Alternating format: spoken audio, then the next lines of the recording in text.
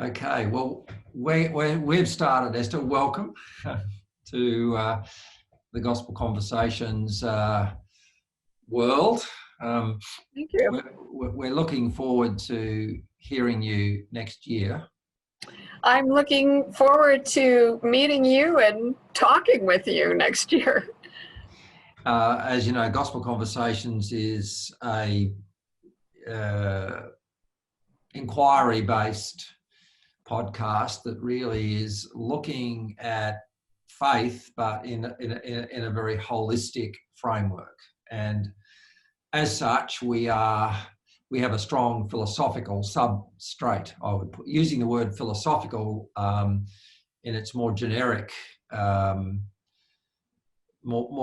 meaning of inquiry, reflection, asking the big questions, and probably something else which I'll might mention later on. I've been reading Bonhoeffer a bit of late. I don't know if you have read much Bonhoeffer, but his famous letters. No, but read about him. Yeah, his letters from prison are famous, and famous because they're so radical and uncomfortable. And he started talking about a religionless Christianity and a religionless God. In other words, not quarantining God into a small little box called religion. That's to do with certain rituals of life like forgiveness and church, but actually the whole of life. And what I like about that idea of philosophy, it's not actually a religious domain. It is the most human domain. It's probably, and so we're very keen to welcome you, somebody who's made that domain your life, into our world. But so what I wanted to begin with was your story. And because I think your story is very important, because it does explain how this is not a profession for you. This is a vocation, and you did philosophy, to get your own mind in order, and probably still keep doing it. Yes, it's continually needed. So could you just really rehearse for us how you began, it began in your childhood, the questions you were asking yourself in a Christian family, and where that led you? Yeah. Well, I was born into a Bible-believing family and learned a lot of Bible, and found myself around age 13 with some questions that I felt must be sin. So I didn't tell anybody. But one was, how do I know that God exists? And the other was, how do I know there's a world outside my mind? And I know they also sounded crazy, which was another reason I didn't mention them to anyone. But it just seemed to me about both of those, even though somehow the idea that the Bible said that the Bible should be believed about God left me with a question about knowing. And then this image that I had also of somehow I had this idea that I was only certain of the ideas in my head. And precisely because of the ideas in my head, those ideas blocked me from proof that the world was actually there. So it just seemed to me that I had no proof, and those were like the most important things. So it took me a few years to make some headway on that, and the way I did was that my mother was working in a Christian bookstore and was an avid reader and brought home all the new books, and that included the work of Francis Schaeffer. And so in high school, I followed her red pencil underlining through the God Who Is There, which is no mean feat. And really where I realized that my questions were not sin, they were philosophical, and that responses to them had shaped whole cultural epochs across the disciplines. That fired my imagination for things interdisciplinary. That just seemed like it opened the world to me. And, you know, and so that I thought was a next step. But I didn't know you could study philosophy. And so I went off to college in chemistry, but it was the next year that I heard a student of this philosophy professor at a different college raving about what he was learning in philosophy class. And he and I talked for 3 hours. And after that, it took me 12 hours to make up my mind that I needed to change colleges, change majors, sight unseen, go study with this man. And it seemed to me like in that 10 hours that it was just evident that these were the most important questions. And even though I was sure I was not brilliant enough to do this, I was morally obligated to pursue these because they were the most important questions. So off I went, and I haven't looked back. So I was 20, I think I was 20, 19, maybe I was 19. That was a very sudden move to change colleges. You're not even moving within the same, and I presume that meant changing cities, did it? Oh, and states. I went to Flatland, Ohio, which as we were driving out there, I thought, my gosh, what have I done? This looks terrible. So it was quite something. And then I didn't study with that man until the spring. And then I took every course he taught, and then he made me his grader and built me a desk in his office, and I graded all his essays, including my own. So that was my start. His name was Jim Greer, or James Montgomery Greer. He's passed to glory, but you know, as many today are. He has a website. You can listen to his sermons. So anyway, Jim Greer. So he was worth going to listen to. Oh my goodness, he was unbelievable, and he had this high moral sense.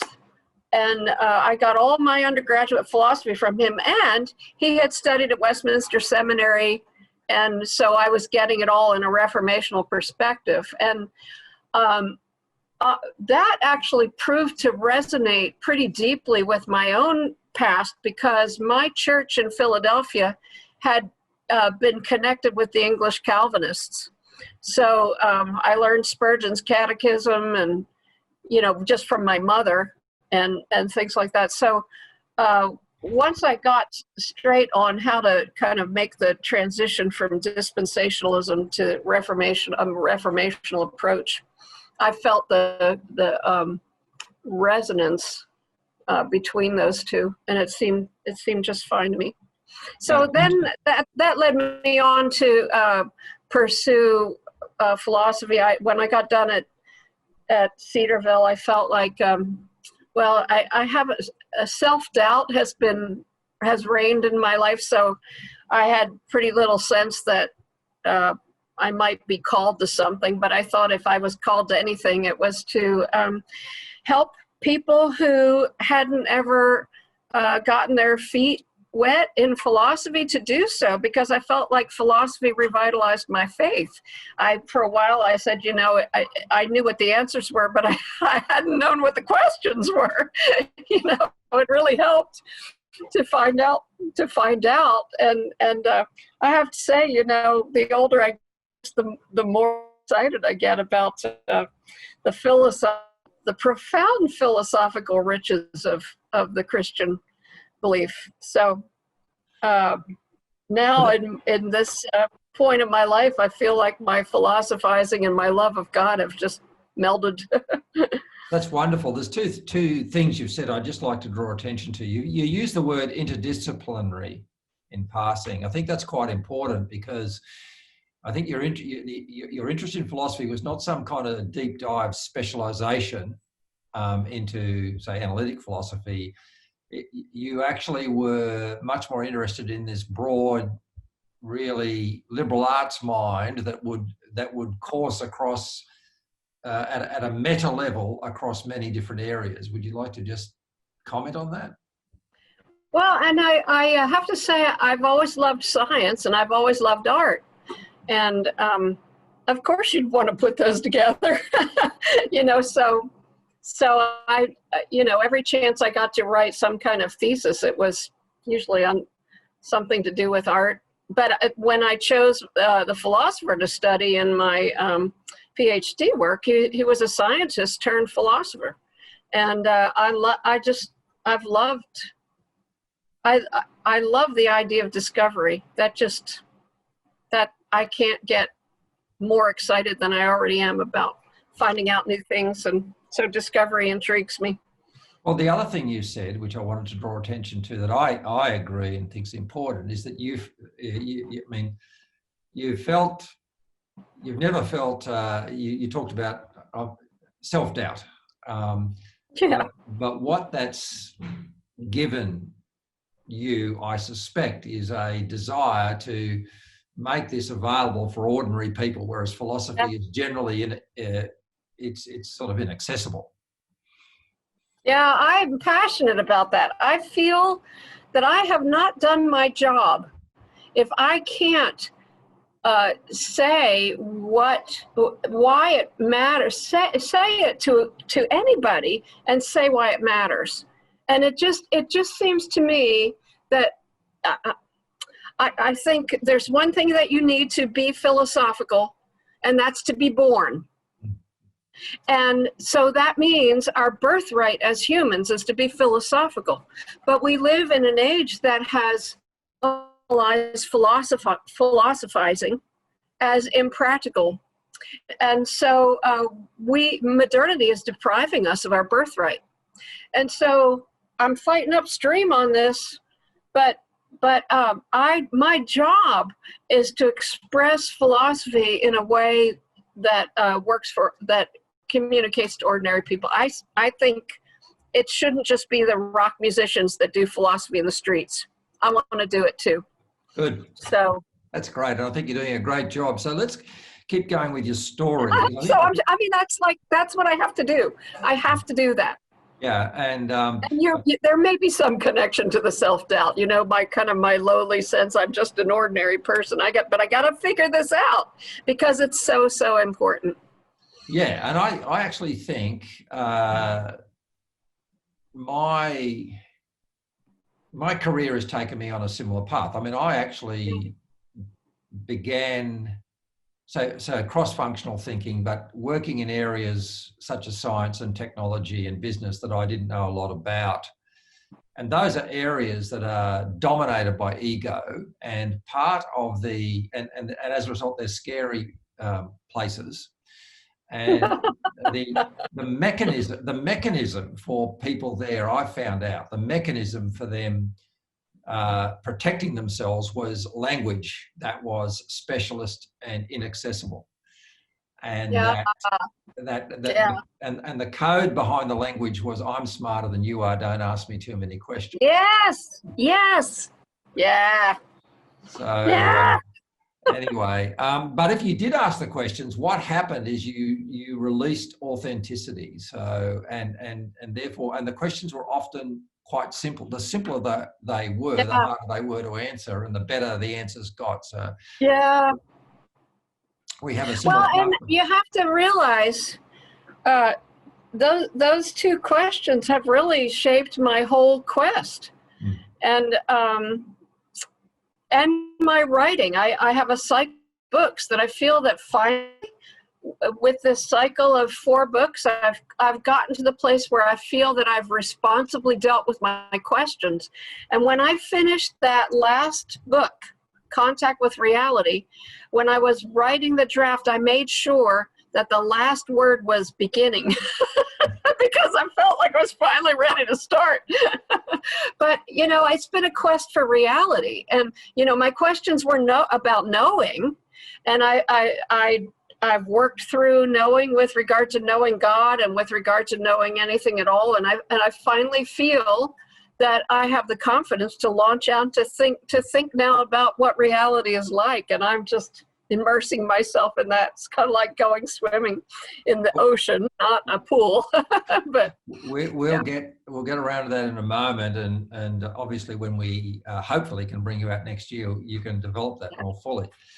But I wanted to just finish your story because I was intrigued when we first talked and met. You talked about even after you'd done your PhD, you didn't quite have crystallized the what you call the put it together moment, which I think came more when you were teaching. You were crystallizing perhaps a curriculum or something for your students. Can you talk a little bit about the put it together moment that began to give you the sort of crystal from which you developed, this is the beginning of the answer to these questions? Yeah, so if I can fill in a little bit of the story before that, what I loved about this philosopher, Michael Polanyi, in particular, was throughout his work, famous work being Personal Knowledge, which was his Gifford lectures, he would kind of make this aside and say, you know, you've made contact with reality when you have a sense of the possibility of indeterminate future manifestations, or something to that effect. Unspecifiable, you can't name them, they're future, there's no way you could document them. And it's actually at the point of discovery, that's what confirms or gives you hope of confirmation. It's not evidence, because you have no evidence at that moment. But what you got is this unspecifiable sense of indeterminate future manifestations.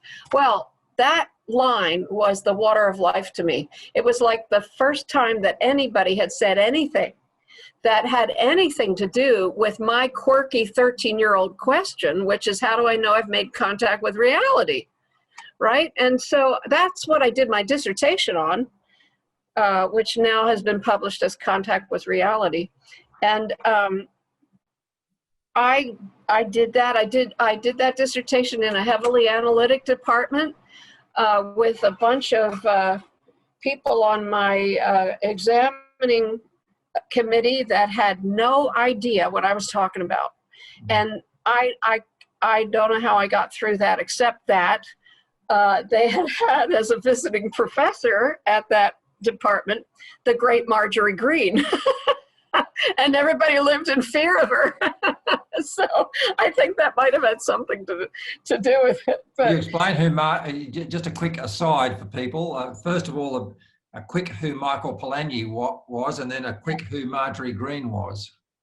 Okay, Michael Polanyi was a Hungarian scientist at the beginning of the 20th century, brilliant, in conversation with Einstein and other greats, and a physical chemist, the kind of scientist who over the years, universities would like give him a lab and set him up, and people would come from all over the world to apprentice with him.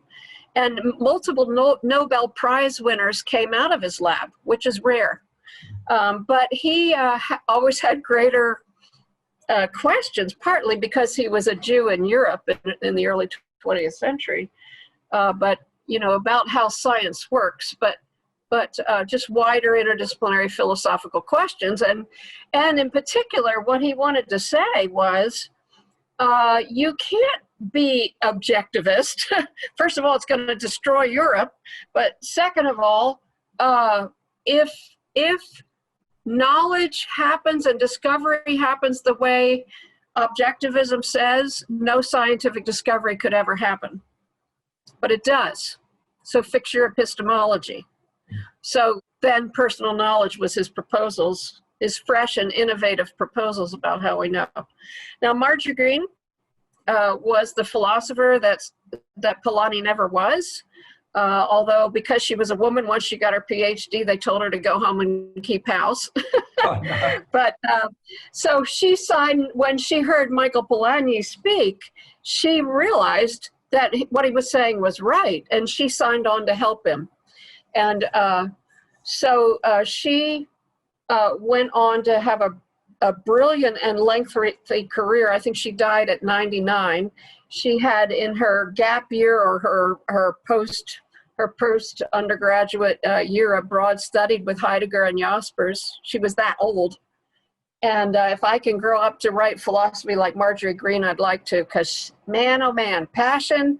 And she brooks no foolishness, and that includes analytic philosophy.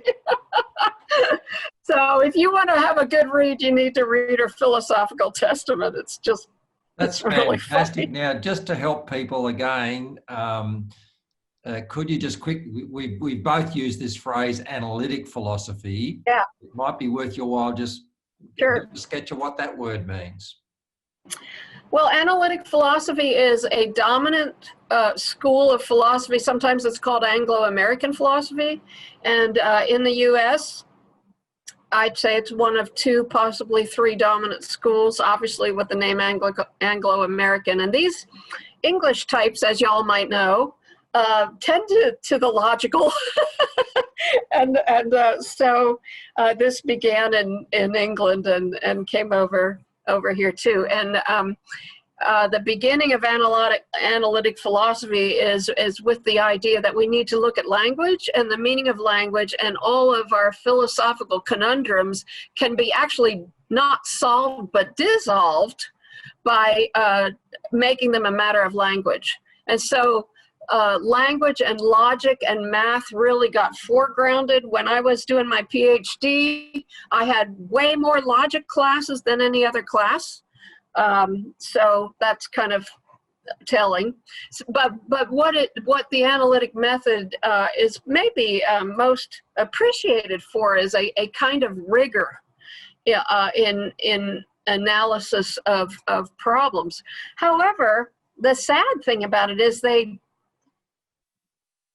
they're just missing so much, including a lot of the history of philosophy.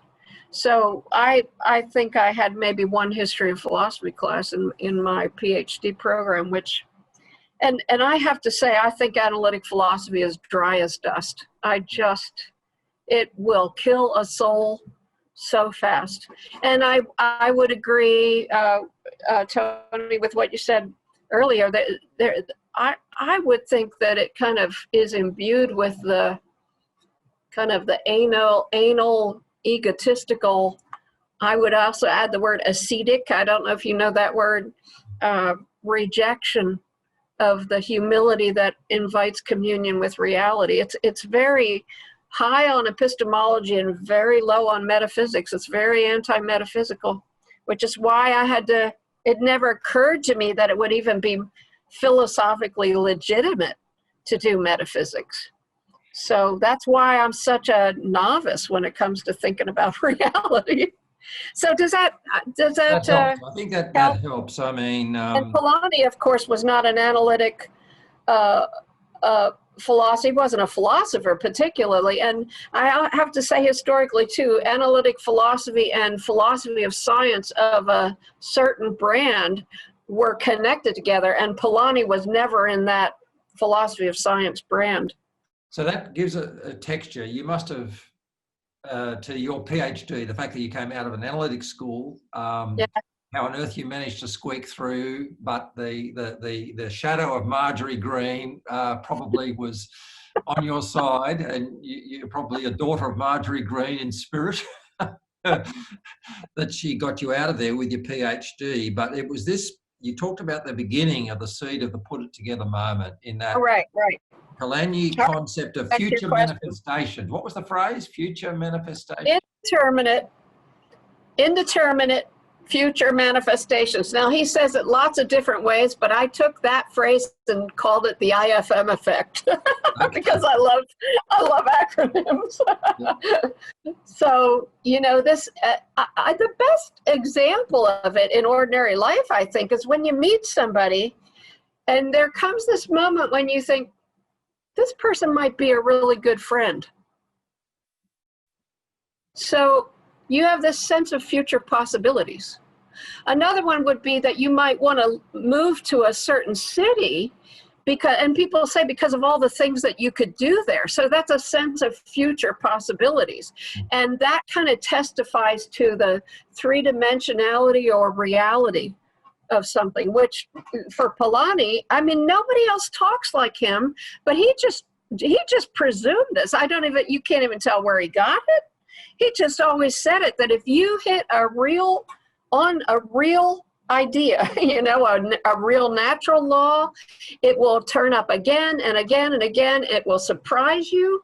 But the point is that at the moment of discovery, all you have is an unspecifiable sense of it. It's indeterminate. And so you can't prove it. You can't prove it at the point that you discover it. Yeah, and when you say to yourself, I think this person's going to be a good friend, you can't prove that. That's right. And if you were asked to prove it, then you couldn't prove it and they would never become your friend. They probably would walk away from you. Which I think is an example of what I see about proof, for instance, in business is what's commonly called the business case in large organizations where, a team or a group of people who might have a hunch or an intuition that there could be a future product or a future service they've got to actually ask for funds. And what happens is you get into this terrible catch-22 conversation. We love your idea. It's a great idea. Can you prove it so that we can give you some funds? No, I want you to give me some funds so that I can prove it. That's the whole point. At the moment, by definition, it's not capable of being proved. Yeah. And so as a result, in what happens in business is either you don't get funds or the group perjure themselves. They pretend everything is more precise than it is. And that's the culture of the business case, which is, something I would invite you to train your blitzkrieg mind on and blow out of the water, because I think a lot of people in business would give you a big hug because they all suspect it's wrong, but they don't know why. Yeah. So back to your question, I'll answer it. When I got done my PhD dissertation, I was losing my brain to mothering at that point. I was pregnant with the second of 3 children, and so my brain was turning to mush. But when I got to think, I would think, if somebody came and wanted to have a conversation with me about epistemology, that means the philosophy of knowing, I would run the other direction because I have no idea. And I remember that in those days of mothering, if I had a chance to pick up Polanyi's personal knowledge and read it again, or I also had been influenced by theologian John Frame, his work, and I would pick those 2 guys up and I'd read them and I'd say, is this true? And I had no sense that it was true. But I did feel about both of them that they were responsible. They were responsible responses to my questions. And so I thought, well, my lingo, I tend to be a little childlike and colorful, but I'd say, well, I'll hook my dinghy to their cruise ship and navigate the harbor. and so that's what I would, I'd say, okay, so he's doing some responsible work. And I'll just kind of maybe hang on to them and follow through. And so then there came this time when I, for the first time, got to teach something like what I thought. And in a religious community where women are meant to be seen and not heard. That came when I was, pushing 50. And in any case, I had my students read both of those guys. And then I watched them say, oh. And then at the end of the semester, they said, could you write this in a book? In which I said, oh, no, I couldn't possibly do that. But I did. In a month, I was in contact with an editor who actually invited me to express what I'd really like to write, and then coached me through to Longing to Know, which was the book that kind of first put things together. Longing to Know is a book for people considering Christianity who have questions about how knowing works. And I think obviously all we can do here is put our toe in the water, but putting a toe in the water, there's a story I read in, I'm working my way through your writing, you'll be pleased to know. Thank you. And in A Little Manual for Knowing, I think the story that probably crystallizes it for me is your story about the Star Trek and the Horta. Would I be right in saying that was getting close to the kernel of what knowledge is? It's about love and it's personal. Something like that. I mean, in Loving to Know, which is my next book after Longing to Know, I take Michael Polanyi's idea of knowing and I adopt it and adapt it or augment it to a thesis that knowing, the knower yet to be known relationship should paradigmatically be seen as an interpersoned relationship. So it's like you want to invite reality to come as if it were a person. So the knowing effort is almost like a wedding ceremony, that you promise to love, honor, and obey that which you do not yet know, to make it so that reality feels safe, self-disclosing to you. And so I've gone way interpersonal on that, but I will always have the Polanyian component in that too. So the Horta, obviously, that's not a rock, Jim. It's a mother. You might just quickly tell everybody who hasn't seen the show what that story is. I think otherwise, can you quickly? Please go ahead. Can you quickly tell us? Oh, you want me? Yeah. Oh, it's one of the early Star Trek episodes with William Shatner and whoever played the irascible Leonard McCoy, Bones McCoy, the doctor. And they're on this planet and there's this huge rock that's killing people somehow. It's called the Horta. And then Bones must do some kind of, not Vulcan, maybe it's a Vulcan mind meld. I mean, maybe Leonard Nimoy does it, but in any case, they find out that it's pregnant. So that just changes everything. And that's a great idea about you called it the putting together moment. I call it the oh, I see it moment, when you have an aha moment and your whole, what you've been puzzling over kind of reconfigures into a fresh integrative pattern. So that was, there's an aha there, but it was also an interpersonal, so that you realize that this reality that is puzzling you and hurting you is actually a wounded mother, or a mother whose babies are being wounded. That really changes that story resonates deeply with me. I mean, I had a Horta moment, which is, I've found it difficult to put into words. I've tried once before at Gospel Conversations and people like it. But I think your structure would help me articulate it better. And it was my moment on the treadmill in my gymnasium. I began lots of mornings on the treadmill, and I combined that with prayer and meditation.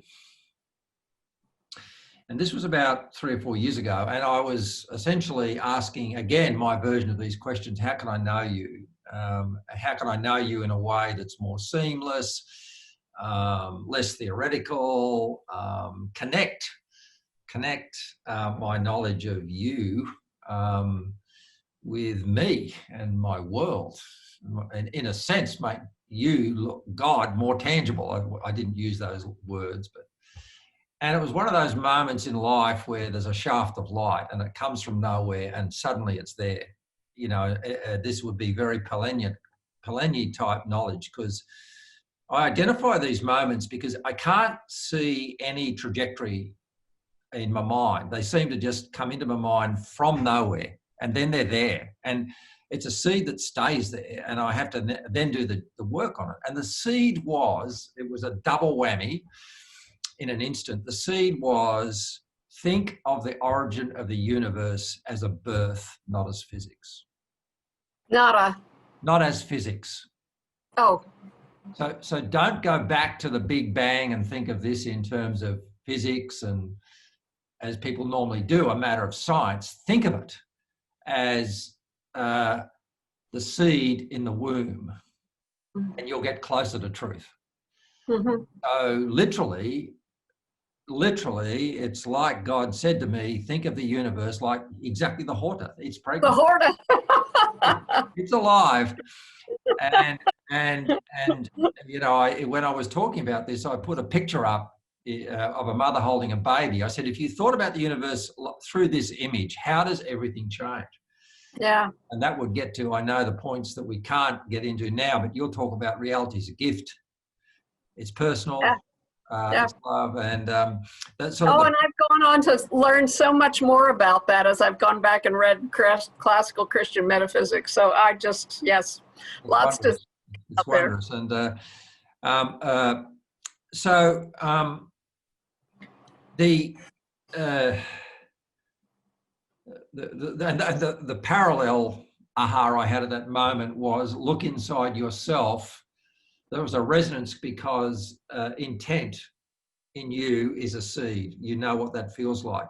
I suppose in my inarticulate way, it was very much like this indeterminate future manifestations when I know that there's a love I have that's generated something, and that shadows the intent of God generating everything. So I'm just a microcosm of this.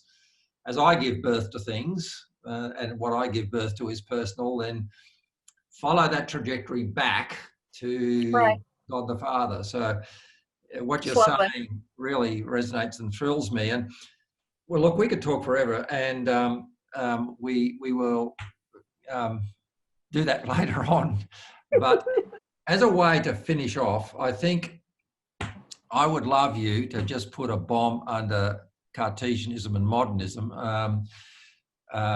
You know, you said something to me when we first spoke about how we're all in the modern world infected and defected by, you call it, we're all baby Cartesians. And this modernist project, which is corrupting our thinking. So perhaps you might just snapshot that for people, because I think that'll ring bells for people who feel affected by it or threatened by it. Yeah, yep. Well, at the beginning of Loving to Know, I call it the defective epistemic default. So epistemic meaning having to do with knowledge, and we all know the word default now. And there's nothing wrong with a default. We all have defaults. That's part of our embodiment. But you can have a defective one that you've inherited, and you had no idea of it. So as a diagnostic, I ask people, so what do most people say that knowledge is? And they, well, knowledge is information, data, facts. Okay, and then there's all these things that knowledge isn't. And so I have something I call Esther's daisy of dichotomies. So yay to knowledge, boo to belief. Yay to science, boo to art. Yay to facts, boo to values. So the daisy, all the privileged members of the binaries go in the middle. They're also, if you think of it, the prime example of knowledge, it's science, that sort of thing. But then the marginalized pair is out on the pedal. Okay, knowledge in here, belief out there, reason in here, emotion out there, science in here, art out there, public in here, private out there. And so it's only a diagnostic, meaning you don't have to argue that. All you need to see is, we do have a whole lot of presumptions about what knowledge is that we've never even examined. And that's your defective epistemic default. And that is what you could call modernist epistemology. And there's lots more to it. But one of the things I think it helps people see is, no wonder we feel fragmented. And what if you happen to be a Christian and all you have ever heard is there's this reason-faith dichotomy, right? Or what if you happen to be an artist? Or what if, I think it's gendered also, what if you happen to be a female? I also think it might have to do with color too. So I think that the dominant idea of knowledge is a white one, as opposed to other parts of the world, and there's an interesting couple of things that aren't there, and that is personhood, and another is responsibility. So there's no sense of a responsibility that's being essential to knowing. So that's kind of how I try to help ordinary people to see that they've got a problem that they need to have some epistemological therapy to reorient. And it seemed evident to me I couldn't just write another epistemology textbook, because the answer to an information model or mindset is not more information, right? So you have to write a book that actually would change the default, right? And that's what I see happen when people read the book, and especially if I get to talk with them through it, because sadly, a lot of people read any book with a defective epistemic default mindset, a knowledge is information mindset. And then, I'll show up and they won't be allowed to do that anymore. So I feel that modernity can be seen to begin in the 1600s with Descartes' I think therefore I am, and Francis Bacon's knowledge is power.